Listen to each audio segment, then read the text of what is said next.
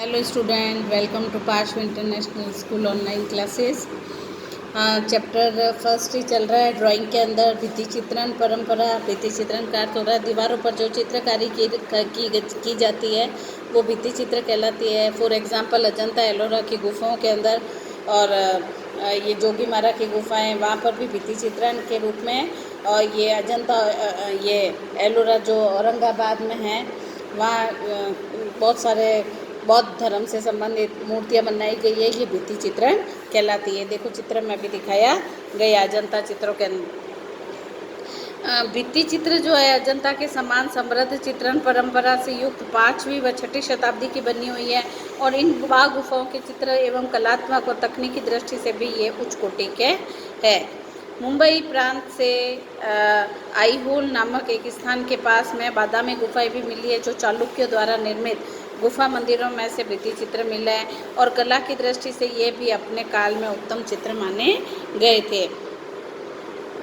मद्रास में तंजौर के पास में भी एक सितनवासन नामक एक स्थान है।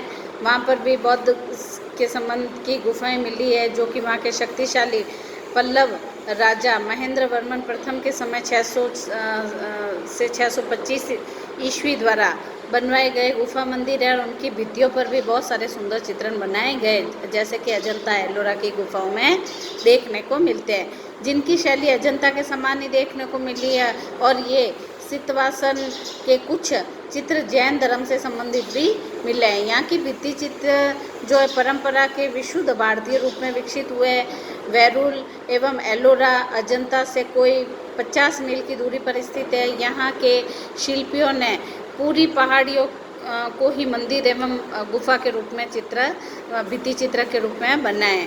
राजस्थान में भी कई सारे महल, भवन, हवेलियाँ आदि भित्ति चित्रों में विकसित हुई है। फ्रेस्को से बने हुए राजस्थान की भित्ति चित्रण की विधि को आला गिला पद्धति भी कहा जाता है, या आराइश। आप क्वेश्चन में अंडरलाइन करें इसको। क्वेश्चन दिया गया है आला गिला पद्धति क्या है, कई बार ये क्वेश्चन दिया गया है। ये चित्र जिसकी दीवार को जैसे अपन नया प्लास्टर करवाते हैं या कुछ चूने से बनाते हैं, तो गीली दीवार के ऊपर चित्रण किया जाता है। राजस्थान के अंदर जयपुर, बूंदी, कोटा, जोधपुर, बीकानेर, शेखावटी क्षेत्र में भित्ति चित्रों के लिए प्रसिद्ध है। लघु चित्रण, लघु नाम से ही जैसे पता चल रहा है, जहाँ पर छोटी छोटी चित्रकारी की जाती है वो लघु चित्रण कहलाता है। ये भी लघु चित्र भी दीवारों पर किया जाता है।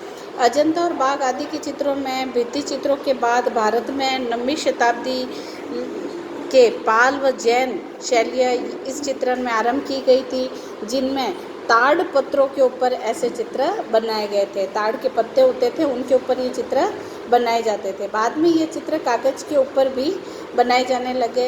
ये शैली राजपूत शैली, मुगल शैली, समकालीन भारतीय शैलियों में ये देखे गए हैं। क्वेश्चन आता है लघु चित्रण क्या है और ये कहाँ पर पाए गए, तो आपको लिखना है अजंता और बाघ गुफाओं में लघु चित्रण देखने को मिलते हैं। और किस पे बनाए जाते थे? ताड़ पत्रों के ऊपर ये लघु चित्रण बनाए जाते थे। इस प्रकार के भारत में लघु चित्रों का प्रारंभ जैन एवं अपभ्रंश शैली के चित्रों के रूप में माना जाता है। मध्यकाल के अंदर लगभग 15वीं से 16वीं, 17वीं और 18वीं शताब्दी में यह चित्र स्वर्णिम काल कहा गया है। यानी 15 से लेकर के 18वीं शताब्दी में यह स्वर्णिम काल कहा जाता है। भारतीय लघु चित्रण का ये स्वर्णिम काल था, जिसमें कि मुगल, राजपूत, पहाड़ी आदि शैलियाँ इसमें सम्मिलित है। राजस्थान में मुगल, राजपूत, मारवाड़, कोटा, बूंदी, जयपुर, किशनगढ़ क्षेत्रों में लघु चित्र परंपरा विकसित हुई है। प्रारंभ में लघु चित्र, कालांतर में लघु चित्र मुख्य रूप से वसली पर बनाए जाने लग गया, ताकि लंबे समय तक वह स्थायी रह सके। फिर वसली क्या है? ये एक सामग्री है, सामग्री व उपकरण होता है। वसली वास्तव में हाथ से बना कागज होता था और इसमें कागजों की पतली पतली परतों से लेई से चिपका करके इस पर चित्रकारी की जाती थी। लघु चित्रों पर अनेक प्रकार के कागजों का प्रयोग हुआ है और यहाँ हरीरी, गोनी, ये सांगानेरी, जयपुर में पोथी खाने में अनेक ऐसी पुस्तकें प्राप्त हुई है। ब्रश जो कि सबसे महत्वपूर्ण उपकरण है चित्रकारी में। प्राय कलाकारों द्वारा गिलहरी की पूंछ के बालों से बने ब्रशों का प्रयोग किया जाता था। रंग इसमें लाल, गेरू, चूना है ना, और महावर, सिंदूर, नीला, नील, काला, कोयला, काजल, हरा, सफ़ेद, खड़िया, सोना, चांदी आदि ये रंगों के रूप में प्रयोग होते थे। कौन कौन से मेथड से चित्र बनाए जाते थे?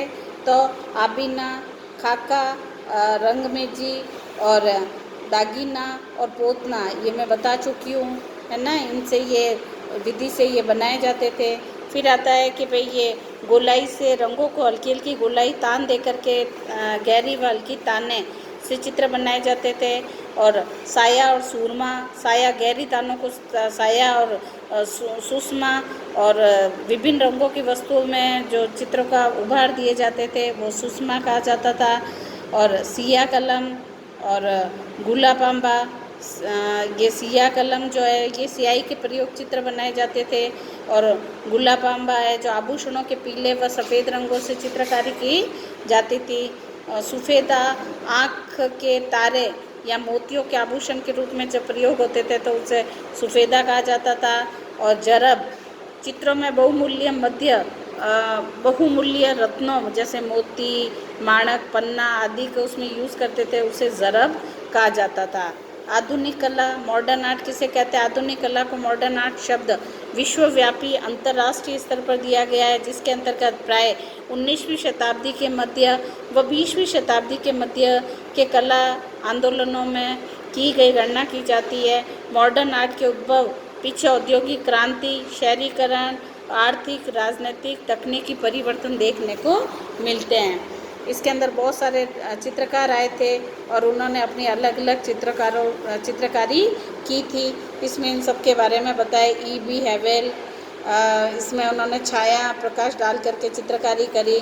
और इसके अलावा रविंद्रनाथ टैगोर, अवनींद्रनाथ, उन्होंने ओरिएंटल आर्ट एक नामक संस्था भी बनाई, सोसाइटी तैयार की जिसमें इसी से संबंधित चित्रकारी से संबंधित कार्य सिखाया जाता था। संस्था का प्रमुख ध्येय परंपरागत कला शैली तथा आधुनिक विचारधाराओं के समन्वय से एक नवीन शैली का निर्माण करना था। धीरे धीरे संस्था ने कलाकारों को शिक्षा देने का भी प्रबंध किया और कालांतर में कई प्रतिभाशाली चित्रकार इस संस्था से जुड़े, जो कि नंदलाल बोस, क्षितेंद्र नाथ मजूमदार, असित कुमार हलदार, मुकुल दे, देवी प्रसाद राय चौधरी आदि कलाकारों ने अपनी रचनात्मक धारा से राष्ट्रीय चेतना का अपूर्व बल प्रदान किया और इनसे प्रभावित होकर के भावी कलाकारों ने देश विदेश में आधुनिक कला के विचार प्रस्तुत किए। ये हो गया। इसके बाद आता है चित्र सूत्रम वगैरह, ये मैं बता चुकी हूँ आपको। ये थोड़ा सा टॉपिक था जो अपना इसमें रह गया था। अब इसके क्वेश्चन आंसर। कला क्या है? कला की परिभाषा। आदिम कला, सामान्य कला की परिभाषा। लोक कला क्या है? भित्ति चित्रण क्या है? लघु चित्रण क्या है? ललित कलाओं में किन कलाओं की गणना की जाती है? कला व शिल्प का वर्णन करते हुए तीन ग्रंथों के नाम लिखना है। चित्र सूत्र ग्रंथ कितने अध्यायों में बांटा गया है? ठीक है, ये आपको छोटे और बड़े क्वेश्चंस करने हैं। मैं एग्ज़ाम में भी आपको यही क्वेश्चन दूंगी। Okay, thank you.